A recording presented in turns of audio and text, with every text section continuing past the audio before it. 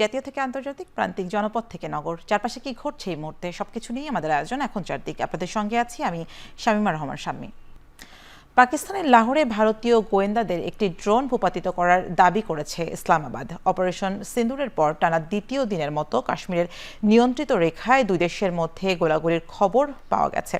এতে পাকিস্তানি সেনাদের আর্টিলারি হামলায় এক ভারতীয় সেনা ও 4 শিশুসহ অন্তত নতুন করে আরও 13 জন নিহত হয়েছেন। দুপক্ষের উত্তেজনা বন্ধে সহায়তার আশ্বাস দিয়েছেন মার্কিন প্রেসিডেন্ট ডোনাল্ড ট্রাম্প। মার্কিন এই প্রস্তাবকে পাকিস্তান স্বাগত জানালেও ভারত এখনও কোনো মন্তব্য করেননি। দুই পক্ষকে শান্তি প্রতিষ্ঠার আহ্বান জানিয়েছেন নোবেলজয়ী মালালা ইউসুফজাই। এদিকে চলমান উত্তেজনার মধ্যেই ভারত সফরে এসেছেন ইরানের পররাষ্ট্রমন্ত্রী আব্বাস আরাকচি। দুই দেশের মধ্যে শান্তি প্রতিষ্ঠায় মধ্যস্থতার প্রস্তাবও দিয়েছেন তেহরান। এসবের মধ্যেই বৃহস্পতিবার সর্বদলীয় বৈঠক ডেকেছেন ভারতীয় প্রধানমন্ত্রী নরেন্দ্র মোদী। পাকিস্তানের পাল্টা হামলার আশঙ্কায় ভারতের আকাশ, সমুদ্র ও সীমান্তে জারি করা হয়েছে সর্বোচ্চ সতর্কতা। যুদ্ধ পরিস্থিতিতে নিজেদের প্রস্তুত রাখতে ভারত জুড়ে চলছে মক ড্রিল।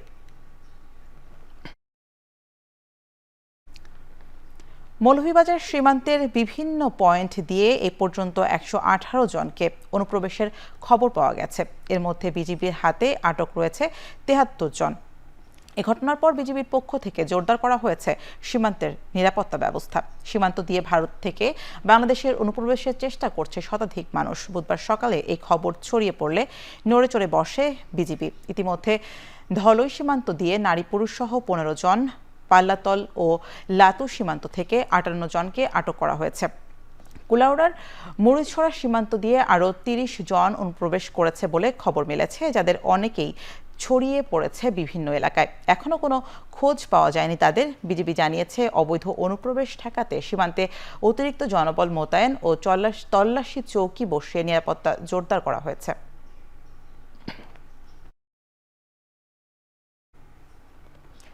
চট্টগ্রাম বন্দরের নিউ মুরিং কন্টেইনার টার্মিনাল পরিচালনার দায়িত্ব দুবাই ভিত্তিক কোম্পানি ডিপি ওয়ার্ল্ডকে দিলে দেশের সার্বভৌমত্ব ক্ষুণ্ণ হওয়ার প্রশ্ন অবান্তর বলে মনে করেন বিনিয়োগ উন্নয়ন কর্তৃপক্ষ বিডার নির্বাহী চেয়ারম্যান আশিক চৌধুরী। সকালে চট্টগ্রামে বিভিন্ন মেগা প্রকল্প পরিদর্শন করে সাংবাদিকদের একথা বলেন তিনি। এ সময় বিডার চেয়ারম্যান বলেন, ডিপি ওয়ার্ল্ড ভারত সহ বিশ্বের 60টি দেশে বন্দর পরিচালনা করছেন। ডিপি ওয়ার্ল্ডের মতো বিশ্বমানের অপারেটর আসলে বন্দরের সক্ষমতা ও দক্ষতা বাড়বে, ফলে হাজার হাজার মানুষের কর্মসংস্থান তৈরি হবে বলেও জানান তিনি। পরে বে টার্মিনাল পরিদর্শনকালে তিনি বলেন, আগামী দিনে বে টার্মিনাল হবে সব থেকে বড় মেগা প্রকল্প ও আমদানি রপ্তানি বাণিজ্যর হাব। এই টার্মিনালে ডিপি ওয়ার্ল্ড ও সিএমসি সিঙ্গাপুর $2 বিলিয়ন বিনিয়োগ করবে বলেও জানান তিনি। In fact majority of the global port operators তাদের নিজেদের দেশে হয়তো 1-2টা পোর্ট চালায়, কিন্তু গ্লোবালি তারা আরো 60-70টা দেশে পোর্ট চালায়।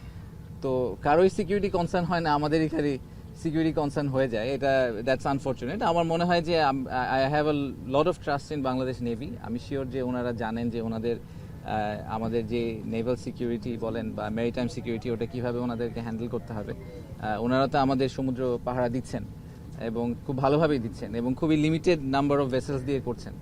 সো আমি প্রিটি শিওর যে দেশের ন্যাশনাল ইন্টারেস্ট, কমার্শিয়াল ইন্টারেস্ট ওনাদের পক্ষে ম্যানেজ করা খুবই সম্ভব হবে। জুলাই আন্দোলনে শহীদরা ন্যায় বিচার পেলে স্বৈরাচার আর এদেশে ফিরে আসতে পারবে না। এর ভিন্ন কিছু হলে বিপর্যয়ে নেমে আসবে বলে মন্তব্য করেছেন জামায়াত ইসলামের আমির ডক্টর শফিকুর রহমান। সকালে রাজধানীর আজিমপুর কবরস্থানে ব্যারিস্টার আব্দুর রাজ্জাকের কবর জিয়ারত শেষে কথা বলেন তিনি। এ সময় তিনি আরও বলেন, আইনজীবীরা আব্দুর রাজ্জাকের আদর্শ ধারণ করলে দেশের মানুষ সুবিচার পাবে, কিন্তু বর্তমানে আইনজীবীদের মধ্যে তা দেখা যায় না। ব্যারিস্টার আব্দুর রাজ্জাকের বিগত 16 বছরের সংগ্রামের কথা স্মরণ করে তিনি বলেন, আওয়ামী লীগ সরকার হেনস্থা ও ষড়যন্ত্রের শিকার হয়ে ব্যারিস্টার আব্দুর রাজ্জাক দেশ ত্যাগ করতে বাধ্য হয়েছিলেন। এছাড়া কারারুদ্ধ জামায়াত নেতা এটিএম আজহারুল ইসলাম ন্যায় বিচার পাবেন এবং মুক্ত হয়ে দলের নেতৃত্ব দেবেন বলেও আশাবাদ জানান ডক্টর শফিকুর রহমান।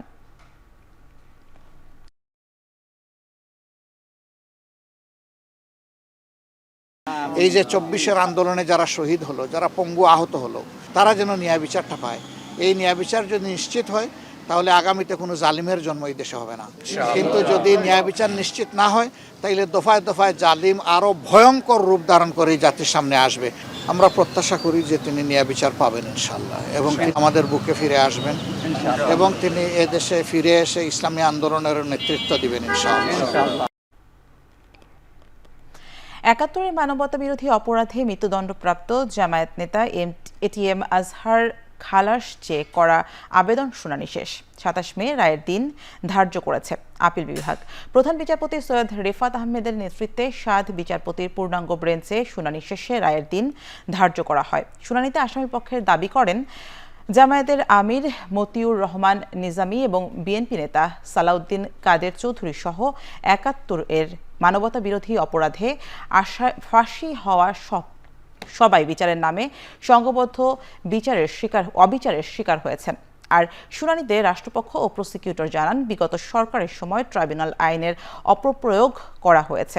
এ সময় ট্রাইব্যুনালের বর্তমান আইনটি ভবিষ্যৎকে প্রশ্নবদ্ধ হবে কিনা তাও জানতে চাওয়া হয়েছে। মুক্তিযুদ্ধ চলাকালে গণহত্যা সহ একাধিক অপরাধ ২০১৪ সালের ৩০ ডিসেম্বর আন্তর্জাতিক অপরাধ ট্রাইব্যুনাল এটিএম আজহারকে মৃত্যুদণ্ড দিয়ে রায় দেয়। পরে আপিল বিভাগও মৃত্যুদণ্ড বহাল রাখেন। পরে রিভিউ আবেদন করেন এটিএম আজহার।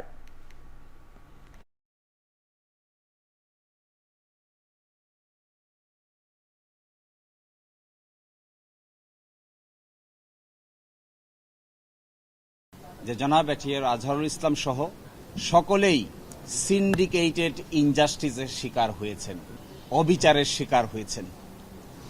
এই সিন্ডিকেট কারা ছিলেন, কিভাবে ছিলেন তা আমরা আদালতে আজকে উপস্থাপন করেছি এবং আমরা একজনের স্বীকারোক্তিমূলক জবানবন্দি যা তার বইয়ে তিনি উল্লেখ করেছেন সেটাও আদালতে উপস্থাপন করেছি।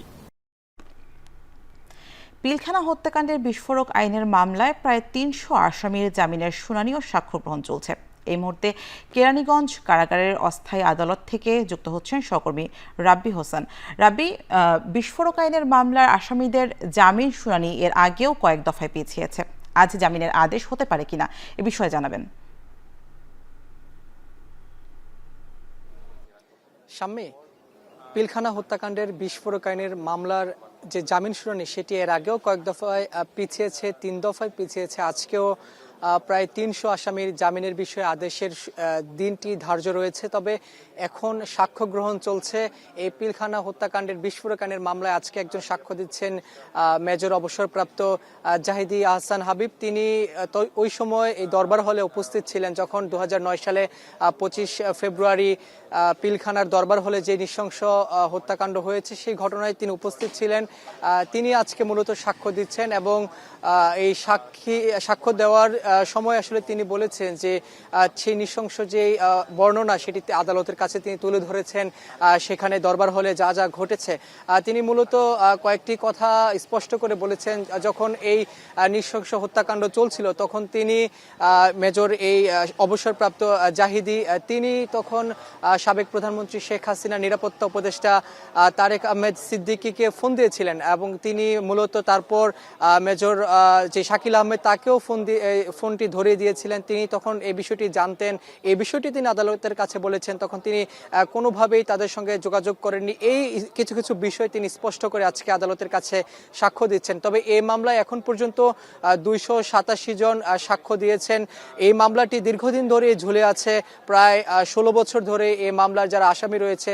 ২টি মামলা হয়েছিল, হত্যা মামলা এবং বিস্ফোরক আইনের মামলা। হত্যা মামলায় যারা খালাস পেয়েছিলেন, বিস্ফোরক মামলায় তারা খালাস পেয়েছিলেন এবং এর আগে ১৭৮ জন যারা খালাস পেয়েছিলেন তাদেরকে জামিনে মুক্তি দিয়েছেন আদালত। তবে আজকেও এই ৩০০ আসামির প্রায় ৩০০ আসামির জামিনের বিষয়ে আদেশ হতে পারে। তবে এখন যেহেতু সাক্ষ্য গ্রহণ চলছে, কিছুক্ষণ পর সাক্ষ্য গ্রহণ শেষ হলে আসামি পক্ষের আইনজীবীরা সেই সাক্ষীকে জেরা করবেন, তারপর জামিনের বিষয়ে আদেশ হতে পারে ধারণা করা হচ্ছে। তবে সেটি নিশ্চিত করে বলা সম্ভব হচ্ছে না এখন পর্যন্ত। তবে আরো কিছুক্ষণ অপেক্ষা করলে আমরা জানতে পারবো। এই ছিল আমার কাছে কেরানীগঞ্জ কারাগারের অস্থায়ী আদালত থেকে সবশেষ খবর।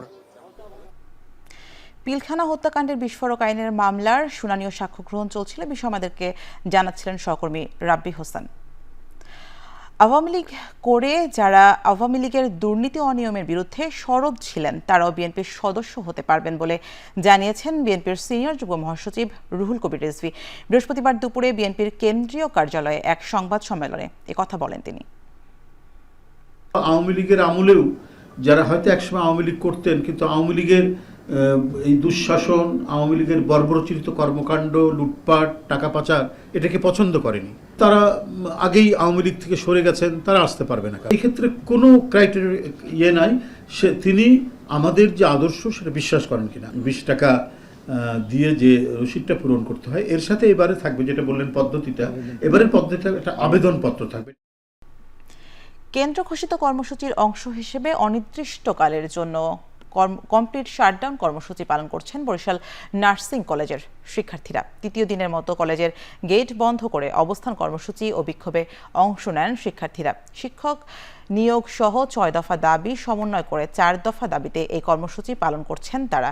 ফলে বন্ধ রয়েছে ক্লাস, পরীক্ষা সহ সব কার্যক্রম। শিক্ষার্থীরা বলছেন দাবি পূরণ না হওয়া পর্যন্ত আন্দোলন অব্যাহত থাকবে। এছাড়া আন্দোলনকারীদের ওপর শিক্ষক ও পোস্ট গ্রাজুয়েটদের হামলার প্রতিবাদ জানিয়ে দ্রুত বিচারের দাবি জানিয়েছেন তারা।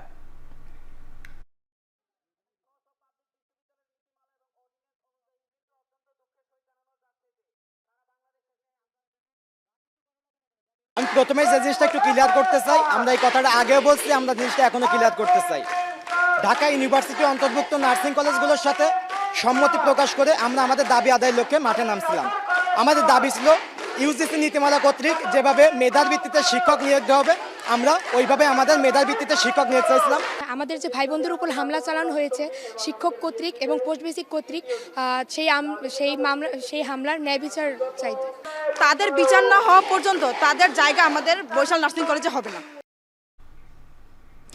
সমৃদ্ধ দেশের জন্য কৌশলগত নেতৃত্বের প্রয়োজনীয়তা উল্লেখ করে সমসাময়িক চ্যালেঞ্জ দক্ষতার সঙ্গে মোকাবেলা করার উপর গুরুত্ব দিয়েছেন সেনাপ্রধান জেনারেল ওয়াকারুজ্জামান। ন্যাশনাল ডিফেন্স কলেজে ক্যাপস্টোন কোর্স 2025-এর সমাপনী অনুষ্ঠানে অংশ নিয়ে কথা বলেন তিনি।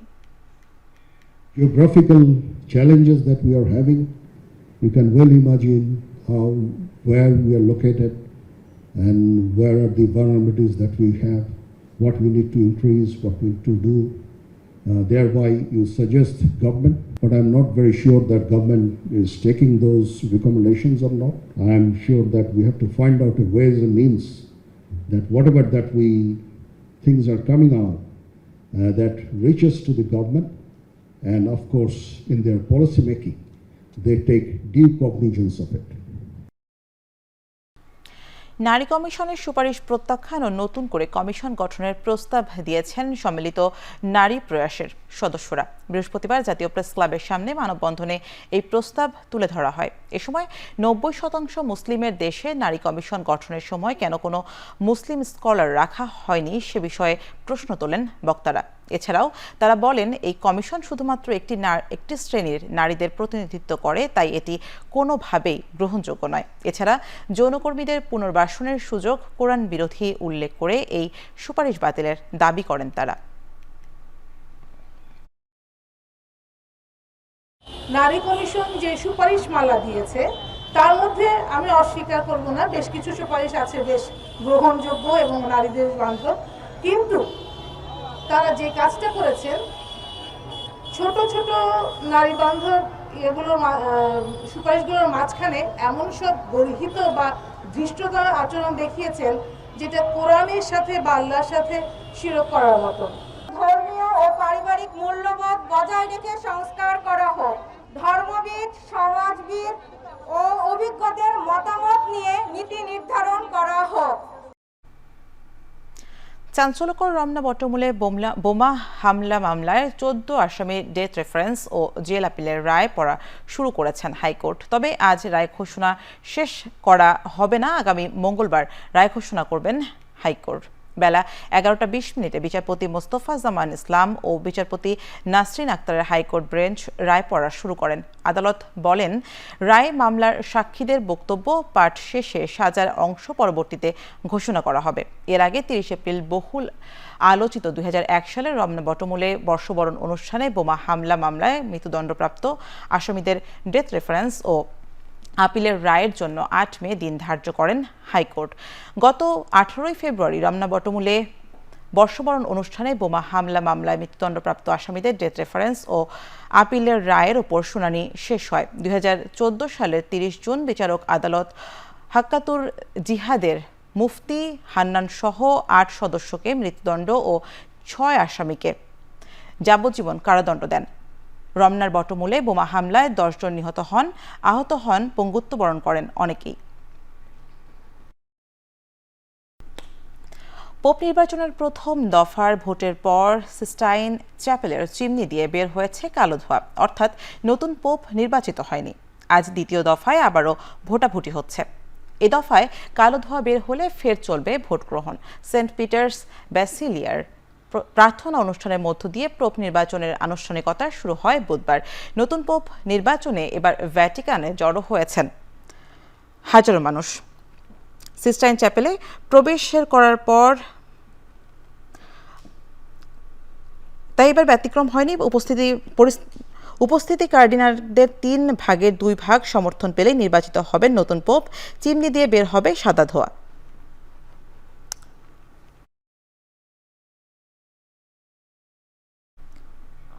গাজা উপত্যকা নিয়ে আগামী 24 ঘন্টায় জরুরি ঘোষণা আসতে পারে বলে জানিয়েছেন মার্কিন প্রেসিডেন্ট ডোনাল্ড ট্রাম্প।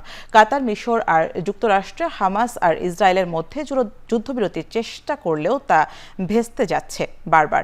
উপত্যকায় প্রায় 2 মাস ধরে ত্রাণ সরবরাহ বন্ধ থাকায় খাদ্য সংকটে বহু ফিলিস্তিনির মৃত্যুর শঙ্কা তৈরি হয়েছে। সংস্থাগুলোকে ইসরায়েলের প্রস্তাব মেনে গাজায় ত্রাণ সরবরাহের প্রস্তাব দিয়েছে ইসরায়েল আর যুক্তরাষ্ট্র। অন্যদিকে প্রধানমন্ত্রী বেনিয়ামিন নেতানিয়াহু বলছেন, বন্দীদের মধ্যে জীবিত আছেন আরও 21 জন। এমন অবস্থায় গাজায় যুদ্ধবিরতি দাবিতে কলম্বিয়া বিশ্ববিদ্যালয়ে হয়েছে বিক্ষোভ। এই বিক্ষোভ থেকে গ্রেপ্তার করা হয়েছে ফিলিস্তিনপন্থী শিক্ষার্থীদের। শেষ করছি এখন চারদিকের আয়োজন। এখন টেলিভিশন ওয়েবসাইটে দেখতে ভিজিট করুন www.ekon.tv, ফেসবুকে দেখতে ভিজিট করুন facebook.com/tv.ekon এবং ইউটিউবে দেখতে ভিজিট করুন youtube.com/c/ekontv।